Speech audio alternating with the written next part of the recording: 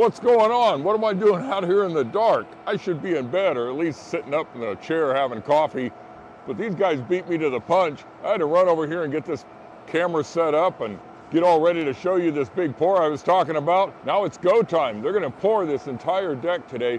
The finishers will get on it as early as they can, and they won't have to stay here till midnight. But let me give you an idea of what's going on. They're starting over here in the corner. They're kind of working their way out so you don't paint yourself in a corner. Then they'll get out into these bigger areas and just work their way all the way to the edge of the building later on and pack up, clean up, and go. And then the finishers will take over from there. So just put yourself in these guys' work boots. They were working all day yesterday. They went home, drove. Some of them drive quite a ways. Maybe stop, go to a soccer game, go home, get cleaned up, take your daughter to ballet lessons or wherever you got to go wash the dog, mow the lawn, clean the gutters, whatever's got to be done. Get in bed, set your alarm for about 1:45, 2 o'clock, and be out here on the job ready to go. And that's all part of construction. Everything changes, everything's different, and that's what kind of makes it fun. So we'll get some good footage of these guys getting this concrete deck poured. I'll jump in and out once in a while. They kind of give you some concrete appreciation notes, let you know what you're looking at. But let me get some footage while it's dark, and then when it lightens up, we can see a little bit more clear of the overall project and what's going on. So we'll be out here for a little bit.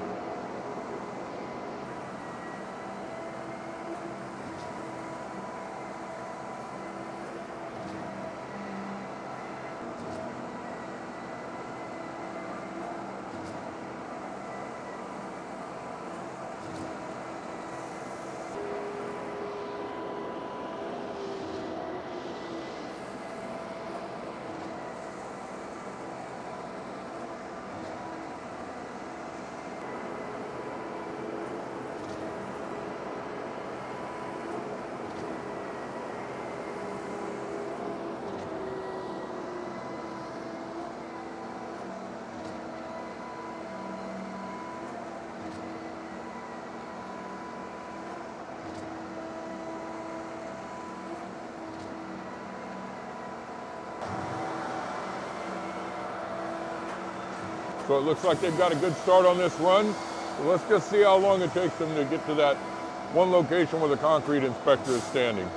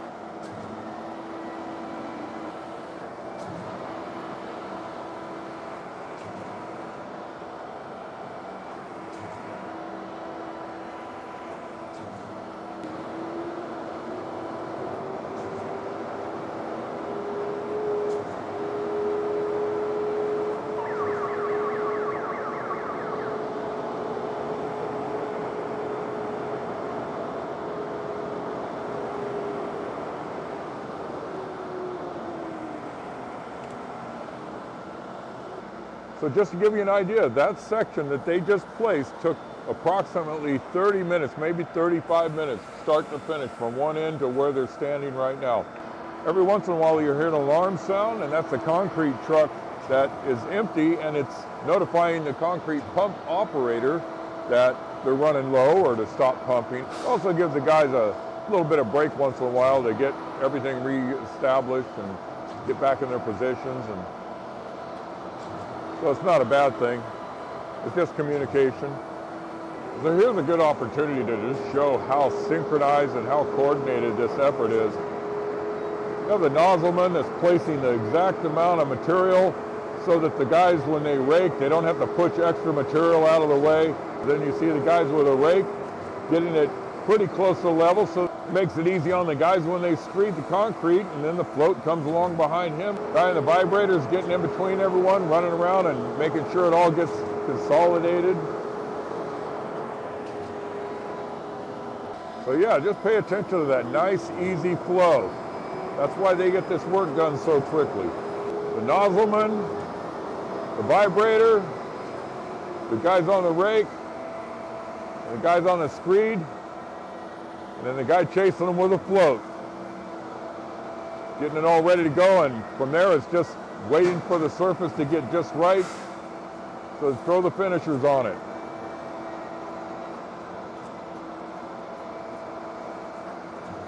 Working as a team, quality product, quality finish, everyone looks good.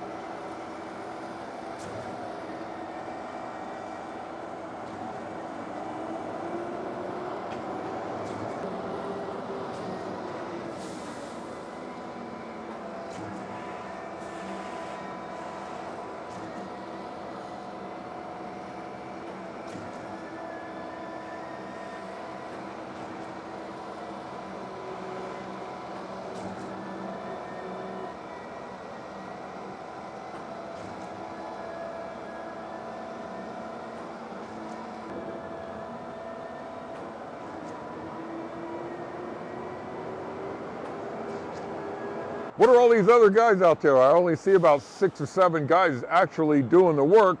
So why is everyone else out here? You got electricians out here, plumbers out here, you have iron workers out here, carpenters, laborers, a lot of support, concrete inspectors, the concrete pump operator, foreman, the superintendents, and anyone else that has to come out and watch the pour. A lot of components in here. Everyone's watching for everything to stay in place. There's a lot at stake right now, and so there's a lot of eyeballs that are watching everything. Everyone is focused on their components and watching everything so that the concrete guys can just keep going. And if there's a problem, they can run over there, get a shovel, rake some concrete out of the way, get it fixed, and keep moving. And that's what we're trying to do, is try to keep this whole process just moving from start to finish. It's not just a bunch of people standing around like me just watching the action. Let's just put it this way. If they're up on that deck, they're supposed to be up on that deck. So you're not just gonna let someone stand up there all day burning money if you're responsible for his paycheck and you're responsible for the budget on the job or anything else like that. So there's a lot at stake, and everyone up here is supposed to be up here. Let's get back to the action. The pump's back on.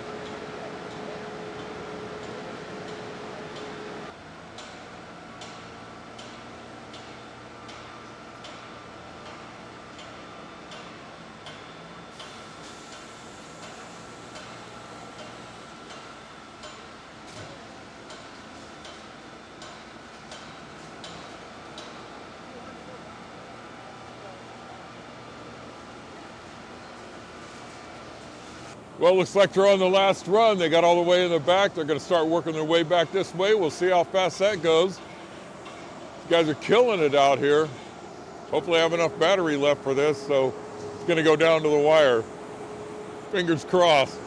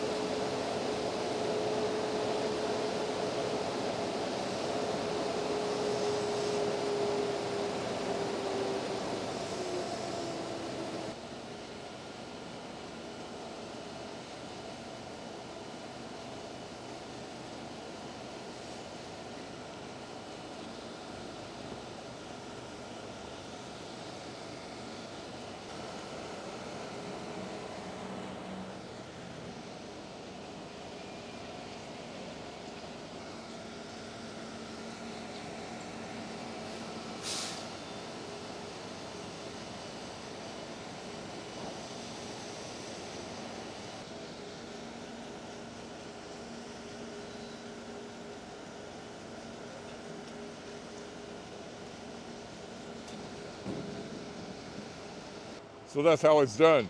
That's how you get a concrete slab poured in record time. They started about 6 a.m. this morning. It's a little bit after 10.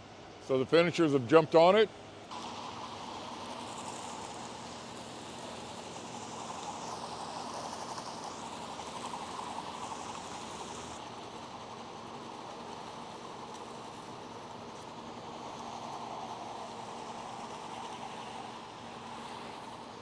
So stay with me. We'll see you.